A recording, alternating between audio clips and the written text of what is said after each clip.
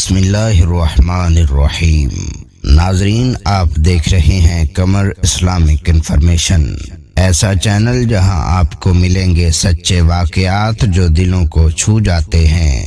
ہم یہاں اسلامی واقعات، پیغام اور زندگی سے جڑے عام اور خاص قصے لے کر آتے ہیں جو نہ صرف آپ کے علم میں اضافہ کرتے ہیں بلکہ آپ کے ایمان کو بھی مضبوط بناتے ہیں۔ دین کی بات کو اور سچے واقعات کو دوسروں تک پہنچانا مانو جیسے چھت پر جا کر کسی کو پکارنا ہے، اور اس میں ہم سب کا کردار بہت ضروری ہے۔ اس لیے آپ سے گزارش ہے کہ ہمارے چینل کو سبسکرائب کریں اور اس نیک کام میں ہمارا ساتھ دیں۔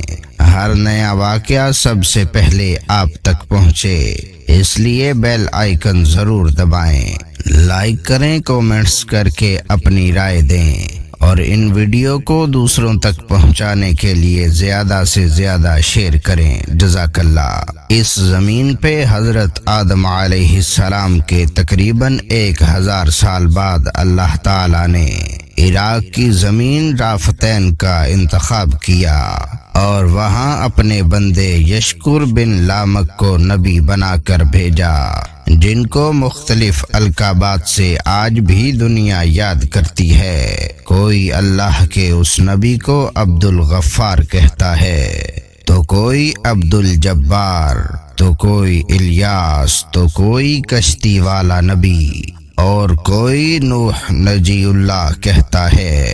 حضرت نوح علیہ السلام حضرت ادریس علیہ السلام کے پرپوتے ہیں۔ حضرت آدم علیہ السلام کی 10ویں پشت میں سے ہیں۔ وہ قوم اس وقت دنیا کی بدترین قوم تھی۔ وہاں ظلم کا نام نفسانی خواہشات پر فخر کرنا، بتوں اور شیطانوں کی پوجا کرنا عام تھا۔ اللہ تعالیٰ کے نبی حضرت نوح علیہ السلام بچپن سے ہی ان کو بار بار سمجھاتے رہتے کہ اس کائنات کا مالک ایک اللہ ہے جس نے ہر ایک چیز کو پیدا کیا۔ نوح علیہ السلام جب اللہ تعالیٰ کے دین کی تبلیغ کرتے تھے تو ان کی قوم ان کو اتنے پتھر مارتی تھی کہ وہ پتھروں میں ڈھک جاتے تھے۔ تاریخ نے لکھا تقریباً 950 سال تک آپ تبلیغ کرتے رہے، بار بار پتھر کھاتے رہے، لیکن افسوس سوائے چند غریب اور مساکین کے کوئی بھی ان پر ایمان نہ لایا۔ آپ اپنی امت کے لیے اتنا روئے، اتنا گریہ کیا کہ آپ کا نام ہی نوح پڑ گیا۔ بس اتنے میں اللہ تعالیٰ اپنے نبی پر وحی کرتا ہے، اب یہ تیری قوم ہدایت نہیں پائے گی۔ نوح علیہ السلام اللہ کے دربار میں فریاد کرتے کہ اے اللہ، یہ انسان ظلم کرنے کو مذاق سمجھتے ہیں، ایک دوسرے کے خیال کرنے کو، مدد کرنے کو بزدلی سمجھتے ہیں، تیری عبادت سے منہ موڑتے ہیں۔ اے اللہ، اس میری قوم کو نیست و نابود فرما۔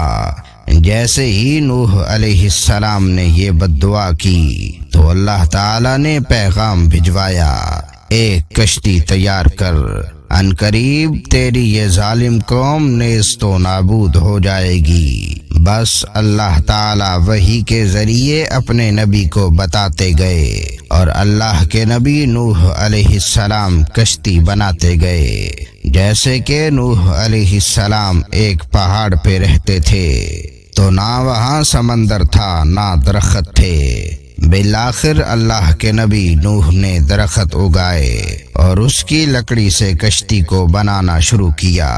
آپ لکڑی سے بڑے بڑے تختے بناتے، پھر لوہا لاتے، اس کے کیل بناتے، تختوں کو جوڑ کر ان میں کیل ٹھوکتے گئے۔ تاریخ نے لکھا تقریباً 100 سال تک آپ وہ کشتی بناتے رہے، اور آپ کی قوم روز آپ کے پاس آتی اور آپ کی توہین کرتی، آپ کو پاگل کہتی کہ نہ تو یہاں دریا ہے اور نہ ہی سمندر، پھر بھی یہ پاگل کشتی بنا رہا ہے۔ اللہ کے نبی حضرت نوح علیہ السلام آسمان کو دیکھ کے صبر کرتے اور اللہ تبارک و تعالی کے حکم کو تسلیم کرتے ہیں۔ اس کشتی کا طول 300 گز، اونچائی 30 گز اور عرض 50 گز تھا۔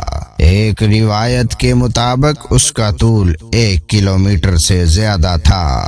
یہ کشتی عام کشتیوں کی طرح نہیں، بلکہ جس طرح سے اس کشتی کو نیچے سے بند کیا گیا تھا ویسے ہی اوپر سے بھی بند کیا گیا تھا، تاکہ بارش کا پانی بھی کشتی میں داخل نہ ہو سکے۔ اس کشتی میں الگ الگ 3 درجے بنائے گئے تھے۔ نچلا درجہ جانوروں کے لیے تھا، بیچ والا طبقہ انسانوں کے لیے اور اوپر والا حصہ پرندوں کے لیے۔ ہر درجے میں ایک دروازہ تھا۔ بس جب کشتی تیار ہو گئی تو اللہ تبارک و تعالی نے فرمایا، اے نوح، زمین پہ مختلف جانوروں اور پرندوں کے جوڑوں کو اس کشتی میں سوار کرو تاکہ ان مخلوقات کی نسل باقی رہ سکے۔ حضرت نوح علیہ السلام نے مختلف پرندوں، جانوروں، خواہ ہر وہ چیز جس میں زندگی کے آثار ہیں، کشتی میں سوار کرنا شروع کر دیا۔ پھر آپ انسانوں کو حجت تمام کرنے کے لیے کہنے لگے، آؤ یہ کشتی نجات کی کشتی ہے، جو بھی اس کشتی میں آئے گا وہ اللہ تعالی کی امان میں ہوگا۔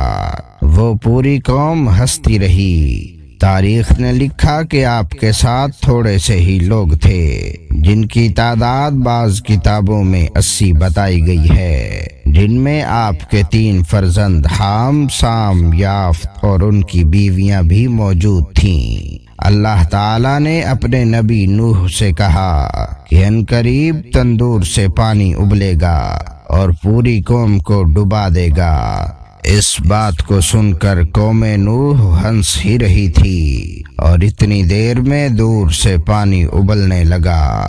لوگ اس پانی کو دیکھنے کے لیے دور دور سے آتے، ہنستے، لیکن کچھ ہی دیر میں ان کی ہنسی خاموش ہونے لگی، کیونکہ وہ پانی اتنا بڑھتا گیا کہ ان کے تمام گھر ڈوب گئے اور اوپر سے بارش بھی برس رہی تھی۔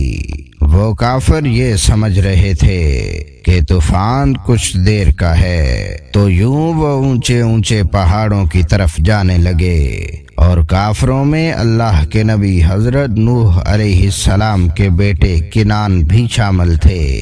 جیسے ہی نوح علیہ السلام نے اپنے بیٹے کو دیکھا کہ وہ کافروں کے ساتھ پہاڑ پہ چڑھ رہے ہیں، آپ نے دور سے آواز دی، اے کنعان، اس نجات کی کشتی میں آ جا۔ لیکن اس کی ماں بولی، ہم تھوڑی ہی دیر میں پہاڑ کی چوٹی پہ پہنچ جائیں گے اور پانی وہاں تک تھوڑی جائے گا۔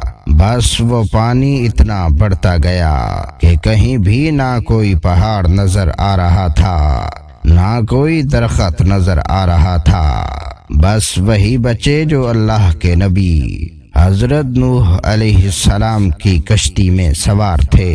اس وقت پانی زمین سے 1000 گز بلند تھا۔ مسلسل پانی بڑھتا رہا اور چڑھتا رہا۔ 40 دن بعد پانی بڑھنا ختم ہو گیا، بارش بھی رک گئی، لیکن چاروں طرف صرف پانی ہی پانی تھا۔ تقریباً 5 ماہ تک کشتی پانی میں ہی طواف کرتی رہی، کسی جگہ پہ نہ ٹھہری۔ بالآخر دریائے دجلہ کی مشرقی سمت میں ایک پہاڑی جس کو کوہ ارارات کہتے ہیں، اس کی ایک چوٹی کا نام جودی ہے۔ اس چوٹی کی اونچائی تقریباً 13,000 فٹ ساحل سمندر ہے۔ کشتی نوح اس چوٹی کو لگ کر ٹھہر گئی۔ یہ تاریخ 10 محرم اور جمعہ کا دن تھا۔ بس اللہ کے نبی حضرت نوح علیہ السلام نے کبوتر کو بھیجا کہ دیکھ زمین پر پانی خشک ہو رہا ہے یا نہیں۔ کبوتر گیا اور زیتون کی ٹہنی اٹھا لایا۔ اللہ کے نبی حضرت نوح علیہ السلام نے اللہ تبارک و تعالی کا شکر کیا اور یوں رفتہ رفتہ پانی کم ہوتا گیا۔ آپ اور آپ کی جماعت تقریباً 5 ماہ تک جودی پہاڑ پر ٹھہری۔ آپ نے تمام پرندوں جانوروں کو آزاد کیا۔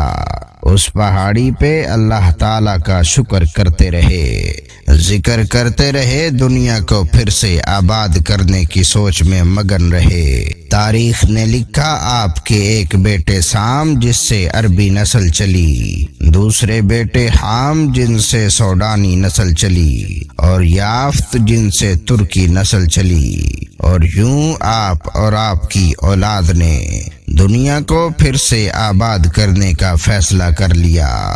تقریباً طوفان کے 60 سال بعد اللہ کے نبی نوح علیہ السلام اس فانی جہان سے دار البقا کی طرف کوچ کر گئے۔ اللہ نے فرمایا کہ کشتی نوح کو ہم آنے والی نسلوں کے لیے عبرت کا نشان ٹھہرائیں گے۔ تحقیق کرنے والوں نے بتایا کہ کشتی نوح علیہ السلام کی باقیات مشرقی ترکی میں واقع کوہ ارارات پر ملی ہیں۔ یہ کشتی ویسے ہی ہے جیسے اللہ کے نبی نوح علیہ السلام نے بنائی تھی۔ سلام ہو انسانوں کی نسل کو پھر سے زندگی دینے والے اللہ کے نبی نوح علیہ السلام پر۔ ناظرین، ہماری آج کی ویڈیو کا اختتام ہوا۔ ملیں گے ایک اور ایمان افروز ویڈیو کے ساتھ، تب تک کے لیے اللہ نگہبان۔